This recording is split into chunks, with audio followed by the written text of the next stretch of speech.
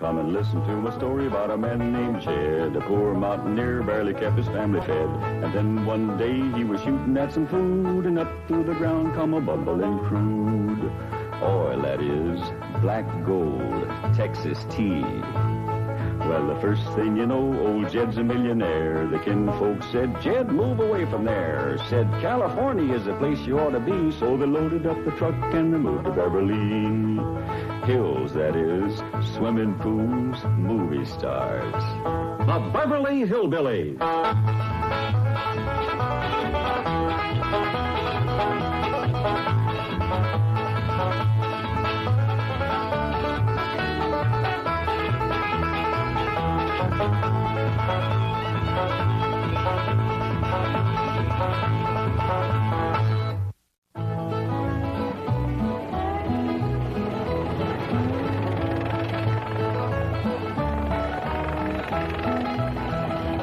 Welcome. Howdy. Well, now, ain't that handy? That, Pa? Well, the road takes a bend in here, runs right by the front door. No, Mr. Clampett, this is your driveway. It goes with the house.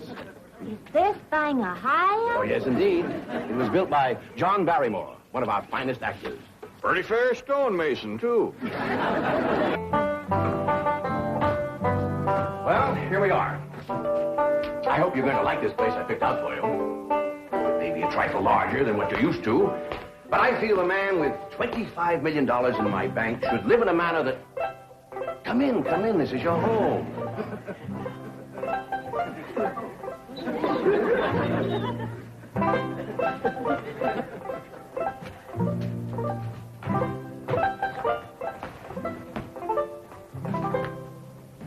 As I say, it may be a bit more than you're used to, but I'm sure you'll be comfortable. Now, my secretary will be over right away to help you with the hiring of servants or whatever problems you may have. She's a very efficient girl, Miss Hathaway. Jed?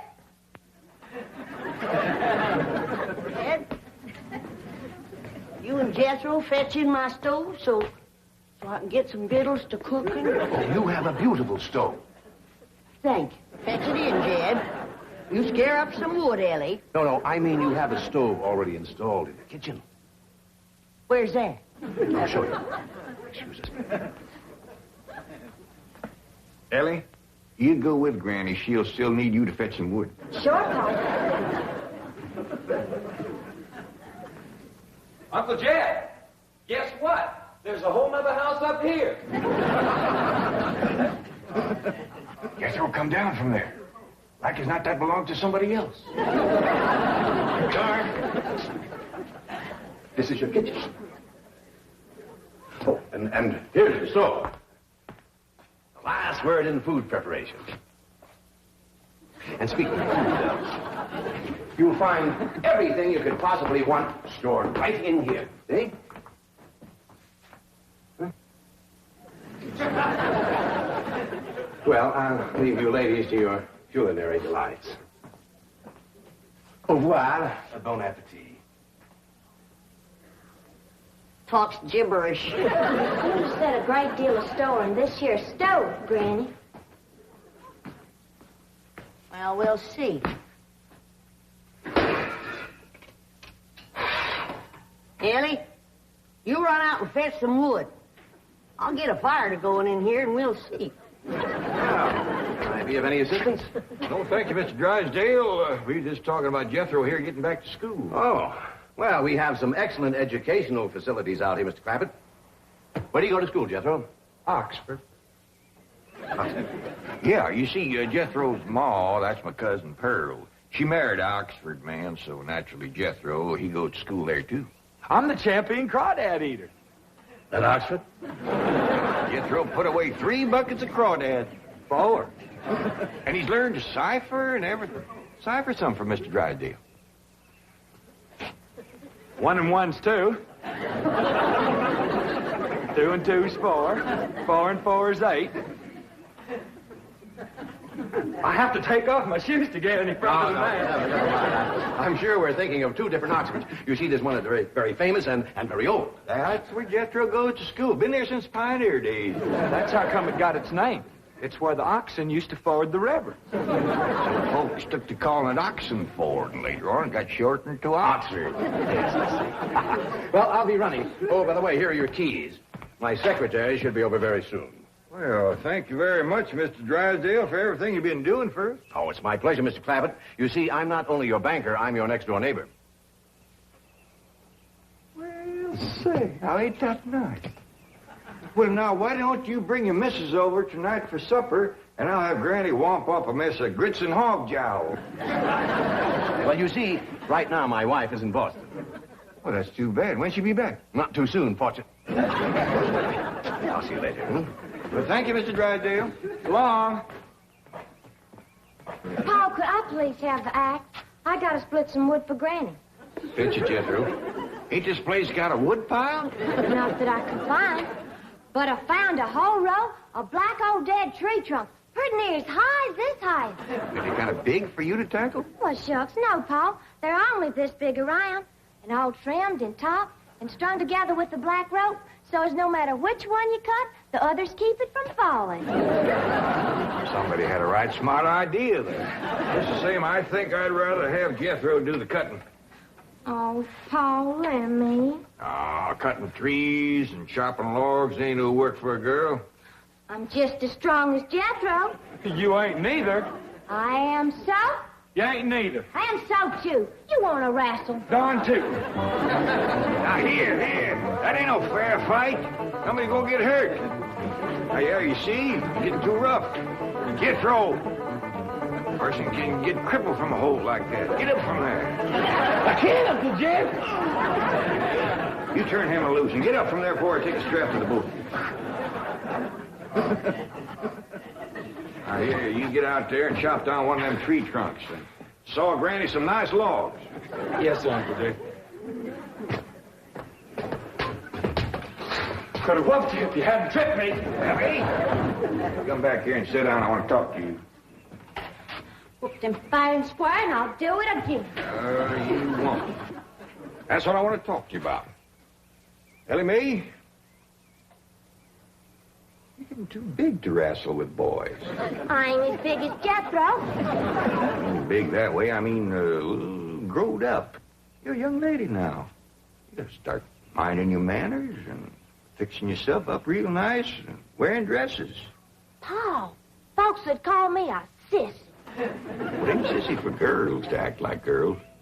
You see, Ellie, I raised you like a boy, and I was wrong to do it. I reckon every man liked to have a son, and you was my only young'un. And when your ma passed away, I just decided to turn you into a boy. By the time Granny come to help out, you was too wild to tame. By thunder, you could outrun, outclimb, outfight, and outshoot every boy in them hills. Still can, Paul. It ain't fitting. It ain't right for folks to go against nature. Now look at old Duke. Reckon we could turn him into a cat. Of course not. That's right. Because nature made him into a dog. Just the same way nature made you into a girl. Here lately, she's getting more and more positive about it. You mean my years is growing? No, nothing like that. You're pretty. Oh, Paul. I know you don't like it when I say that, but you like it when the young fellas around here come in saying it, and they will. Only they'll probably be using words, fancy words I won't even understand. But Ellie Mae, ain't nobody can ever tell you how pretty you really are, except me. You're the living picture of your mom.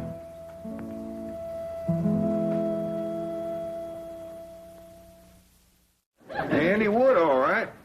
Got a lot of pitch and tar in it. Ought to burn real good. Yeah. That flimsy grate holds up. Granny, this is the top of that tree trunk. You want I should split it up, too? No, just leave it outside.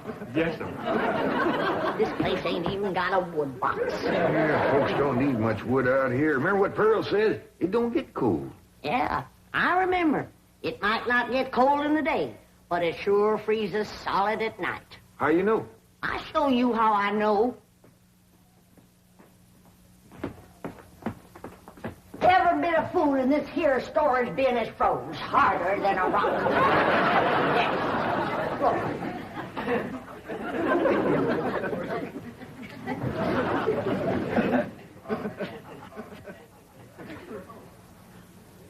Mighty thin-skinned hog.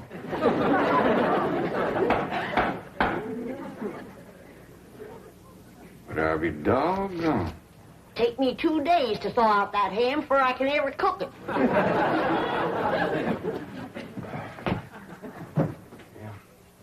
People ought to know better than store food up against the north wall. Tomorrow we'll dig us a root cellar and we put all this stuff in it. Jethro, go on out there and catch us a chicken. Okay, Uncle Jed.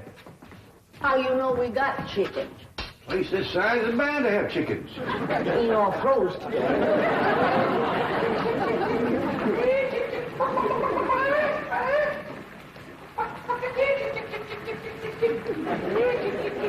Chick, chick, chick, chick, chick, chick, chick.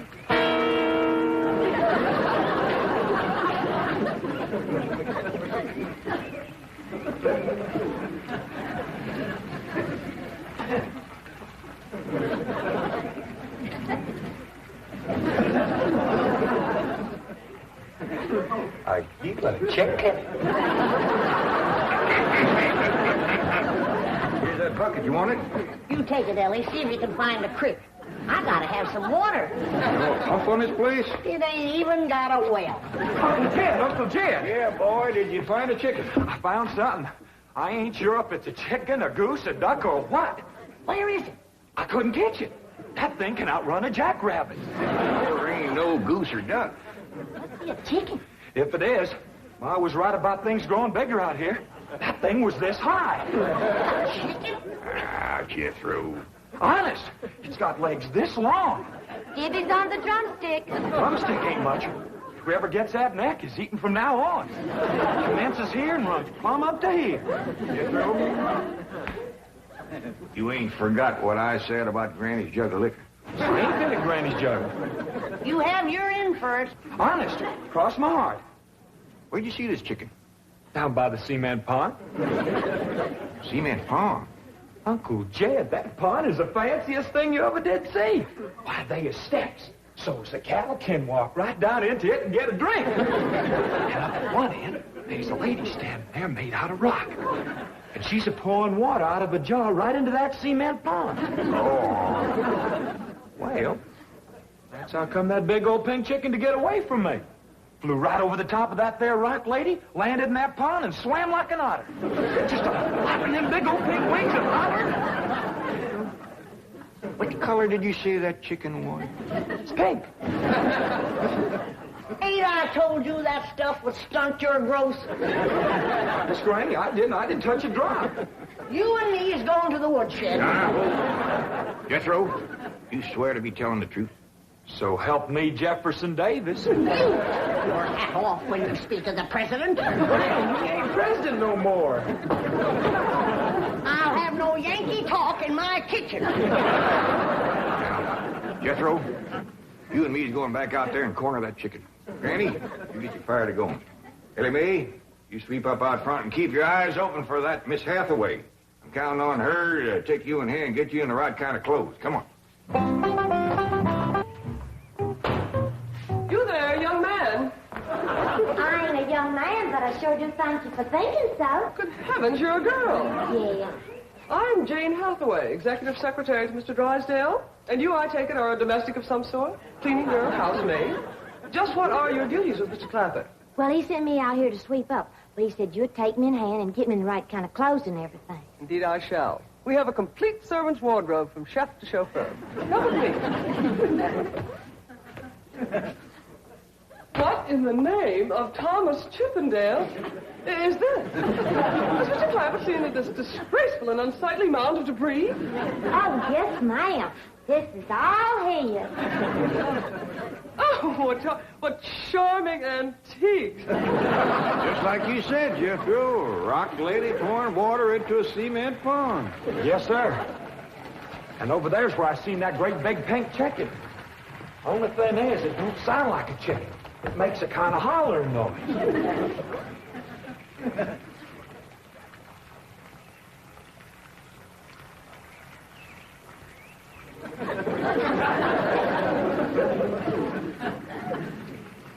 Reckon you'd make a hollering noise, too, if you was to lay egg like that. Man, oh, man.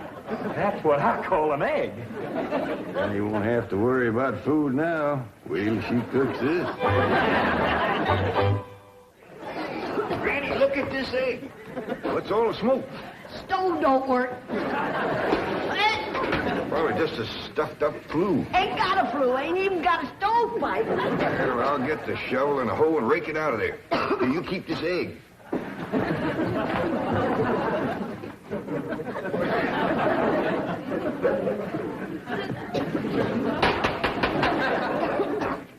Just like everything else out here.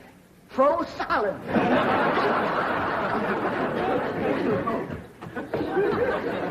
Really, my dear, you look quite charming. Well, I feel like a dead blind soul. Just a moment. Yes, sir. Now I'll be right back. Oh, that was my pal. I take it he's a gardener. Oh, yes, ma'am. Pa just can't wait to commence gardening. Apparently. However, as though I admire his enthusiasm, I must forbid him access through the main entrance. Now, tell me about the rest of the staff. Is there a chauffeur? A what? Someone who does the driving. Oh, yes, ma'am. That's Jethro. Of course, I don't reckon he can stay around very long. He's got to get back to Oxford and go to school. Oxford? He attends Oxford University? Well, he just calls it school. Pa went to school there, too. Oh, yes. Old school time. Great pride, those Oxford men. Sorry I couldn't stop before. Granny was having trouble in the kitchen. Pa, do I have to wear this here stuff that Miss Hathaway... No, there can be no appeal from Mr. Clampett's orders. Thank you, ma'am. Glad to see you taking the firm hand. Ellie Mae, that's right pretty. Makes you look taller. She's got me walking on pegs. We'll run in and show Granny. And get rid of those old clothes, dear. Granny, I presume, is the cook. Yes, ma'am, but she ain't too happy about it right now. I shall deal with her directly. Now, let's see. Maid, gardener, cook, chauffeur. Oh, I understand Jethro is an Oxford man. You bet he is. I'm quite anxious to meet him. Don't blame you. Fine-looking young feller. Single, too. And he's on the lookout for a girl. I am only interested in the intellectual rapport which I would naturally have with an Oxford man. I presume he went to Eton as a boy. If I know Jethro, he went to Eton the minute he was born. Yes, of course. I suppose his father matriculated him. I kind of think maybe it was his ma. Oh, well, no matter. At any rate, he's an Eton man. That he is. Matter of fact, Jethro won the Eton championship. How marvelous. What was he champion of? Eton. Yes, I know, but what was it? Cricket? Oh, no, it was crawdad. I don't think even Jethro'd eat crickets. I was referring to the game of cricket. Gillian, where's the axe? I'll bet you, Granny. You talk to Miss Hathaway. And just why does Cook need an axe? I've hit this with everything I could lay a hand to. I even whopped it with an iron skillet. You are supposed to hit it with a croquet mallet. All right, where is it? I don't think I'll tell you. There is a time for work and a time for play. Now then, what are we cooking for Mr. Clampett? Well, I don't know what you're cooking him, but if he wants any victuals for me, somebody better shoot a possum. Possum? You got a better idea? But of course, a nice big fluffy souffle. All right. You shoot it and you skin it. You don't even know what a souffle is. What kind of a cook are you? I'm a cook with a stove that don't draw, food that's froze solid, chickens that can't be caught, eggs that can't be broke, and a smart alecky city woman telling me my business. That's what kind of a cook I am. Mind your tongue, little woman. I can have your job. You sure can, and the sooner the better. Jethro's coming, and just wait till you see what he's got. Thank heaven. Now I can have an intelligent conversation. Granny, I got that big chicken. That one ain't as tough as its egg. That is a flamingo. Oh, no, ma'am. That's my nephew, Jethro. Jethro, say hello to Miss Hathaway. I didn't mind him. This the big dangest chicken you ever did see. You go to school At Oxford? Yes, ma'am. I'm in the 5th grade. Stop dragging and wring that chicken's neck. Ellie Mae! No, stop, you Beverley! Don't harm one feather of that beautiful bird. I've taken just about as much as I'm going to take from you. Yeah, Granny. Ellie, you get the fire going under the big kettle outdoors. Young lady, where is your maid's uniform? I ain't going away. Oh, yes, you are. No, I ain't. Oh, yes, you are, if I must subdue you forcefully. I wouldn't try Hey, that. no! Trying to tell you.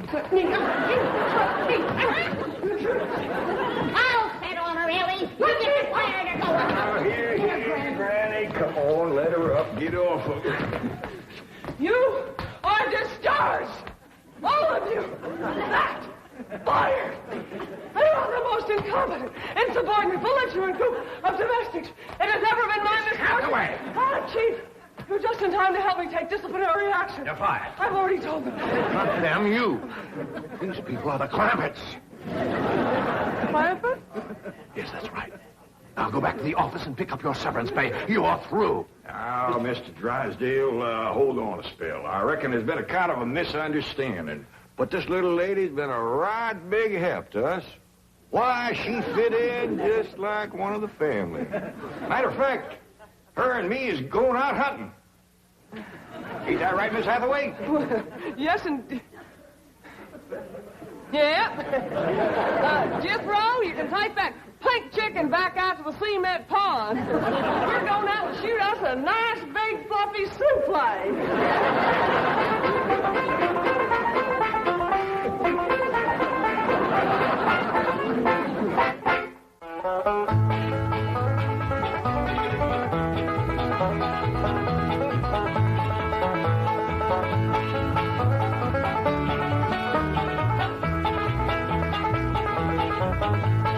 Now it's time to say goodbye to Jed and all his kin. They would like to thank you folks for kindly dropping in. You're all invited back next week to this locality to have a heaping helping of their hospitality. Hillbilly, that is. Set a spell. Take your shoes off. Y'all come back now. Here. This has been a Filmways production.